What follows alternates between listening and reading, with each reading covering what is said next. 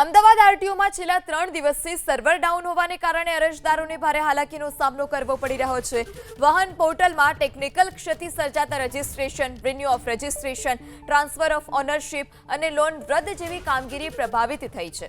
સમગ્ર મામલે આરટીઓ અધિકારી નીરવ બક્ષીએ જણાવ્યું કે સમસ્યા માત્ર રાજ્ય નહીં પરંતુ નેશનલ લેવલ પર ઊભી થઈ છે અને અરજદારોને આગામી સપ્તાહે એપોઇન્ટમેન્ટ લેવા માટે અપીલ પણ કરવામાં આવી છે।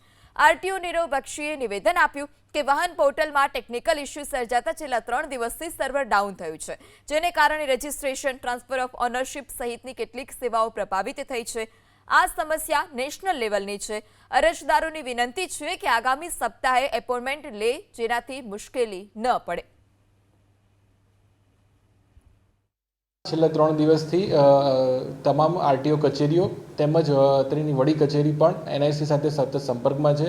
એનઆઈસી દ્વારા ટેકનિકલ સોલ્યુશન લઈ શકાય એની સતત કામગીરી ચાલુમાં છે, જેને અંતર્ગત હાલમાં જેટલા પણ અરજદારો છે એમને એક અપીલ છે કે જે આપણી જો અપોઇન્ટમેન્ટ લેવામાં આવી રહી છે તો એ આવતા અઠવાડિયાની લેવામાં આવે અને આ અઠવાડિયું જે ઉતાવળ ન હોય જેને અરજી બાબતે નિકાલ કરવાનો તો આવતા અઠવાડિયાની અપોઇન્ટમેન્ટ લેવામાં આવે। અને હાલમાં જે પોર્ટલ કાર્યરત છે તે અંતર્ગત ઘણી ધીમી સેવા મળી રહી છે, જેને અંતર્ગત એનઆઈસી પોર્ટલ સતત આમાં કામગીરી કરી રહ્યું છે।